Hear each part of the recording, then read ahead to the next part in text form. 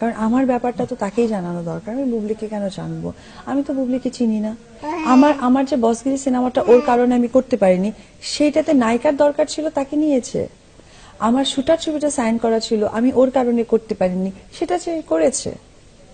তার থেকে তো তাকে আমার এত বলার দরকার, আমি তাকে প্রয়োজন বোধ করি না। কারণ সে আমার ওই লেভেলে অবধি যায়নি যে সে আপনার হচ্ছে আমি তাকে বলার প্রয়োজন বোধ করব, সাকিবের ব্যাপারটা তাকে বোঝানোর চেষ্টা করব। কারণ আমি মনে করি সে কাজ করছে, ভালো কাজ করছে, কিন্তু যে কাজগুলো করেছে সেগুলো সমস্তই আমার কাজ। আর আমার মাইনাস পয়েন্টটা ছিল আমার বেবি। তাছাড়া কিন্তু আমার এমন কোনো সমস্যার কারণ ছিল না। আমি কিন্তু সেম শুকনাটাই ছিলাম। বাট বেবি যখন কনসেপ্ট করে একটা মেয়ে, তখন নিশ্চয়ই সে কাজ করতে পারে না। That is the reason. যাই হোক, কিন্তু আপনি যখন শাকিব খানকে বলছিলেন এই ব্যাপারটা, এই যে বুবলির সাথে আপনি বলছিলেন অনেক ধরনের গুঞ্জন, আপনি নিজেই শুনেছেন, অনেক কিছু আপনাদের আত্মীয় স্বজনের মাধ্যমে আমি আজকে এই নিউজে এসে শুনলাম আচ্ছা। যে তার সাথে বুবলির নাকি অনেক অনেক বড় বড় নাকি অনেক গভীর কথা হয়েছে। এটা কেন ভাই? তুমি তো মানুষ, বাঁচতে হবে, এর চেয়ে তোর বড় প্রমাণ কিছু থাকে না। এটা কি ধরনের কথা? এটা কোনো কথা? এটা কোনো একটা মানুষের চাওয়ার লেভেলটা কত দূর হতে পারে? সে শাকিব খান, তার লেভেলটা কত দূর হতে পারে? আমি তো তাকে যথেষ্ট পরিমাণ ছাড় দিয়েছি। সে একবার ভেবে দেখুক, নিজে থেকে একবার চিন্তা করে দেখুক, অ্যাজ এ হিউম্যান বিং ছাড়ের লিমিটেশনটাও কত দূর থাকতে পারে। ছাড়ের মানে এই না যে আমাকে ছোট করা। আজকে সমস্ত ফেসবুক থেকে আমাকে ফোন করা হচ্ছে, আমাকে বলা হচ্ছে দিদি আপনি হেরে গেলেন, আপনার কথা তো শাকিব খান শুনলো না। এই কথাটা আমাকে মাইন্ডে টর্চার করেছে। যাই হোক, আমি হার জিত নিয়ে কোনো কথা বলতে চাই না। আমার মনে হয়েছে যে অ্যাজ এ হিউম্যান বিং, একজন ওয়াইফ, একজন মা আর একজন নায়িকা, সবকিছুর মূল্যে তো এর কারণটা ছিল। কারণ 10 মাস আপনি কোথায় ছিলেন দিদি? এটা একটা নায়িকার অ্যান্সার। একজন মা হিসেবে আমার ছেলেকেও সবাইকে দেখা উচিত। একজন বউ হিসেবে সমস্ত মেয়ের সাথে যেটাই ওর ভালো রিলেশন থাকুক না কেন, বাট জানা উচিত যে সাকিবের অ্যাকচুয়ালি আইডেন্টিফিকেশনটা কি, অ্যাকচুয়ালি সাকিব আর আমার পরিচয়টা কি।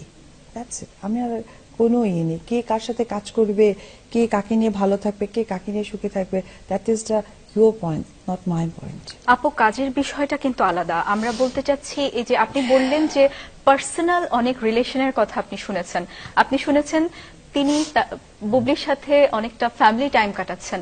তো এই ব্যাপারগুলো নিয়ে আপনি কখনো তার সাথে কথা বলেননি আমি সরাসরি? বলেছি, সে বলেছে বুবলিকে জাস্ট দাওয়াত দিয়েছে, গেছে, এরপরে আর কোনো কথা নাই। কিন্তু তারপর কিন্তু আমরা আরো অনেক গুজব শুনেছি। আপনারও কি মনে হয় এটা স্রেফ গুজব, মানে অন্য কিছু? আমি জানি না এই ব্যাপারটা। আপনার জানতে ইচ্ছা করেনি কখনো? করে না। কারণ আমি চাই যে যে যেটা নিয়ে সুখে থাকে তাকে থাকতে দেওয়া উচিত। আমার ভালো মন্দতে হাত না দিলেই হবে।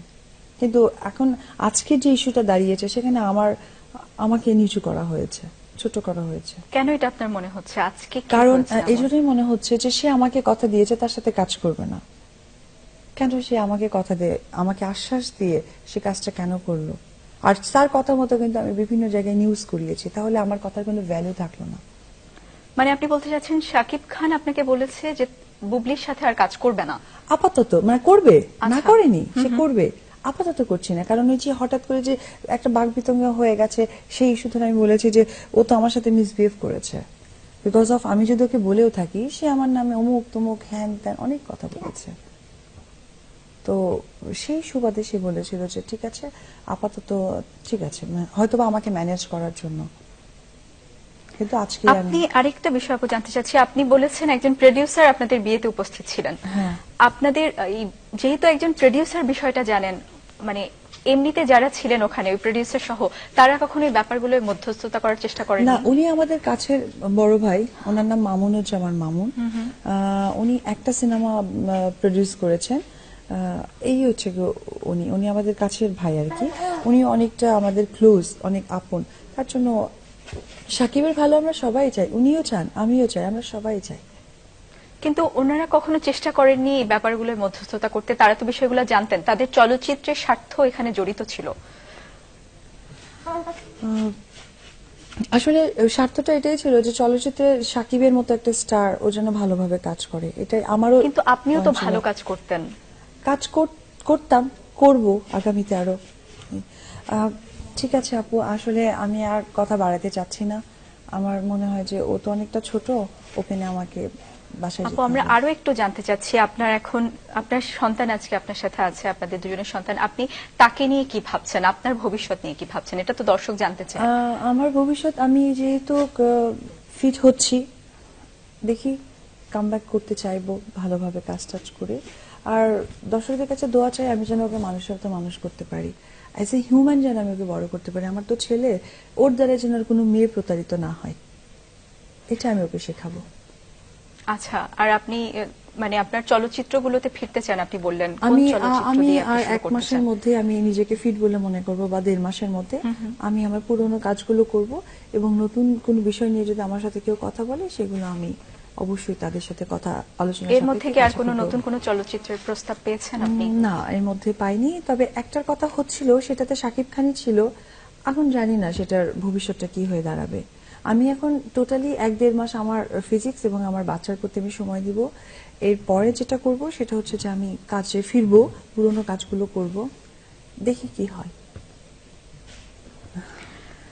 এই যে আপনার বাচ্চা দেখে লোকজন কি বলে, বাচ্চা কার মতো হয়েছে, বাবার মতো না মায়ের মতো? জানি না, তবে এটুকু জানি আল্লাহ তাআলা আমার ছেলেকে বানিয়েছে, মাশাআল্লাহ ও অনেক ভালো। আপনার কি মনে হয় আপনার মতো দেখতে না শাকিব খানের মতো? এটা আমি কি বলবো, এটা দর্শক বলবে, আপনারা বলবেন। বাট ওর ম্যাক্সিমাম অ্যাটিটিউড ওর বাবার মতো, আচ্ছা, ওর হাত পা ওর সবকিছু, ওর সবকিছুই ওর বাবার মতো। তো এই আপনার কেমন লাগে এই ব্যাপারটা? আপনার সাথে আপনার সন্তান আছে, আপনাদের আমার দুজনের খুব সন্তান খুব আছে। আনন্দ লাগে, ভীষণ প্রাউড লাগে, মনে হয় যে এই লাইফে আমি সাকসেস অ্যাজ এ নায়িকা হিসেবে, যে একজন মেয়ে হিসেবে, একজন মা হয়ে সার্থক মনে হয়। আমার মনে হয় যে আমি এখন সত্যি উঠতে চাচ্ছি, কারণ আমি আমার আপনার নিরাপত্তার ব্যাপারটা আসলে জানতে চাচ্ছিলাম। আপনি মানে আপনার কি মনে হয় আপনার বাচ্চা সহ আপনি আসলে নিরাপদ একা? জানি না, আমি ভাবেননি এটা কখনো? আসলে ভেবে চিন্তে তো কোনো কাজ হয় না, আমি বলতে পারছি না আমার কি হবে কি হবে না, আমি বলতে পারছি না। ঠিক আছে, আর কিছু বলার নেই আপনার দর্শকদের উদ্দেশ্যে? কিছুই বলার নেই। দর্শক কিন্তু শুনতে চায়, আপনি আপনি বলছেন আপনি আবার আসবেন, আপনি আমরা আমি চাই আপনি এইটুকুই শেষ করার বলবো, আগে আমি দর্শকদের। আসতে চাই, আমি দর্শকদের মাঝে ফিরবো, কাজ করব। আপনারা আমার সাথে যেভাবে আছেন থাকবেন, আমাকে আমার ছেলেকে দোয়া করবেন, এটুকুই। ঠিক আছে, অনেক ধন্যবাদ আপু। দর্শক, আমরাও চাই অপু বিশ্বাস এবং শাকিব খান তাদের সংসার নিয়ে সুখে থাকুক, তাদের সন্তান নিয়ে সুখে থাকুক, তিনি আবার তার ক্যারিয়ারে ফিরে যান। হাজারো দর্শক তার অপেক্ষায় আছে, সবাই তার চলচ্চিত্র দেখুক, আমরা এই প্রত্যাশা করছি। এই প্রত্যাশা নিয়ে আমরা শেষ করছি আজকের অনুষ্ঠান, আজকের বিশেষ অনুষ্ঠান, আজকের অপু বিশ্বাস এক্সক্লুসিভ। দর্শক ধন্যবাদ, অনেক ধন্যবাদ।